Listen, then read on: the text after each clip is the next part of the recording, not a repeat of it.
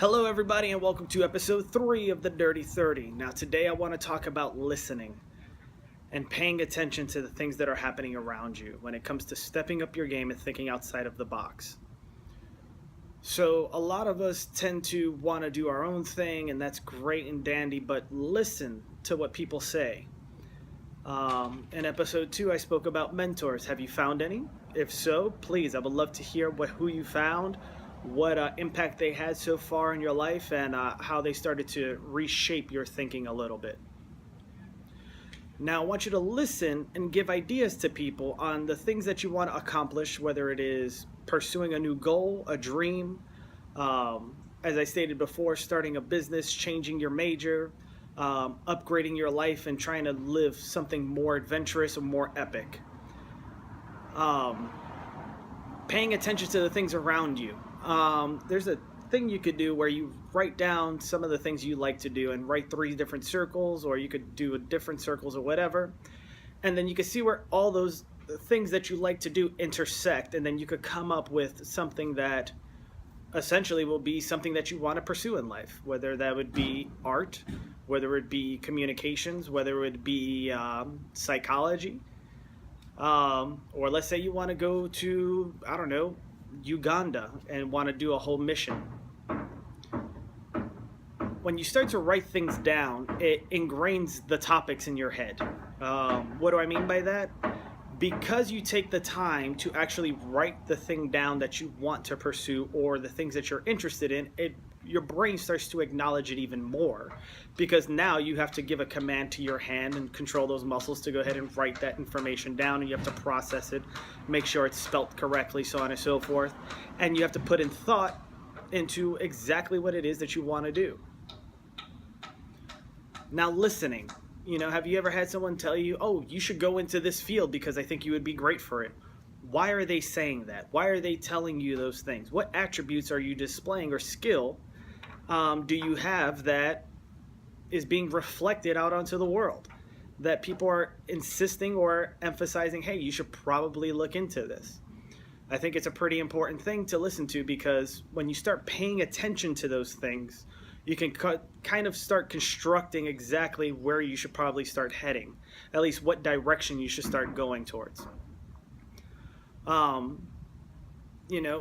lot of people have something called self-intuition. What does your gut tell you? What does your, everyday aspiration tell you? What do you wake up and love doing? Some people love waking up and doing absolutely nothing and watching television. Maybe you should be a television critic. Maybe you should get paid to view commercials during television shows to see if they're effective or not. Some people enjoy movies, same category, in a sense.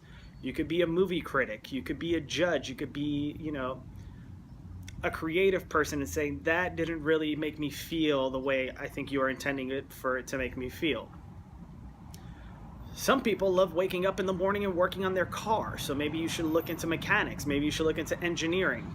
But what if you're curious and you like everything? Maybe you should study people who were, quote-unquote, polymathic. Polymathics, or polymath, or also known as Renaissance people, were very intelligent in several subjects. Leonardo da Vinci is one of them. Da Vinci was well known for his artwork. He's also a role model of mine. So if I quote this correctly, I'm pretty sure he only had education up until like the 6th grade equivalent. And then a lot of the stuff was self-taught, but what he didn't get praised for, which he now gets recognition for, is his mechanical and engineering and scientific ability, and as far as the study of the human body and anatomy. He was fascinated by that, but he couldn't make any money. The only thing he could make money doing was by publishing artwork and creating paintings and doing portraits. So that's what he did. At one point, he got issued a project to build a huge iron horse. And this horse ended up not being completed because the country came to a time of war, and they started utilizing Da Vinci's other skills of engineering and creating weapons of mass destruction. And they melted down his project, and he got to actually work on what he loved doing. Now, if you ever look at his works and things like that, he created some of the most he was very much ahead of his time. He thought hundreds of years ahead, and I think that's what you want to do when it comes to what you want to pursue. What can you see yourself doing, 10, 15, 20 years from now? And a lot of people say that, but it's true, because if you don't love what you're doing, you're going to get bored with it. You ever had a hobby and then once it became a job, all of a sudden you hated doing it? Makes sense a little bit. I mean, I've been in fields that I thought I was interested in, and the moment it became a job, it wasn't so much fun anymore. So I decided to venture out into something else. Um, it's been interesting these past couple years and these past couple weeks.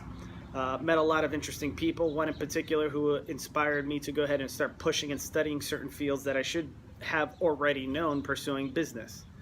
I normally try to stay in my lane, and I know enough about each topic to go ahead and gear it back to something that I know, so that, self-consciously, I don't make myself feel insecure by saying, I don't know. Because honestly, if I don't know something, I'm going to tell you I don't know. But then I'll go ahead and research that thing so that I know it for a future time. And I think that's something you should practice. Listen to what people are saying as far as what questions they're asking you. When they ask you certain questions, do you know how to do this? No. Take a look at it. Look it up. Google it. Figure out what it is. If you know how to do it, or if you could figure it out, hey, it might be something of interest that you might want to look further into. If not, oh well.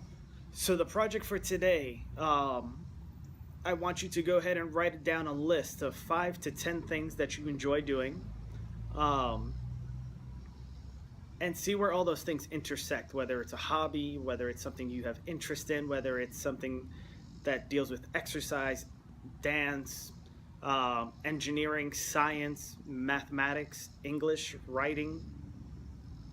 See where all those things intersect, and maybe you could start putting together what your destiny or your future is supposed to look like, or what you would like for it to look like. And then you could start mapping out and then planning your success and how you could step up everything in your life a little bit more, because now you're doing something that you love and you're pursuing your passions. Thank you. Have a great day, and thank you for watching episode 3 of the Dirty 30.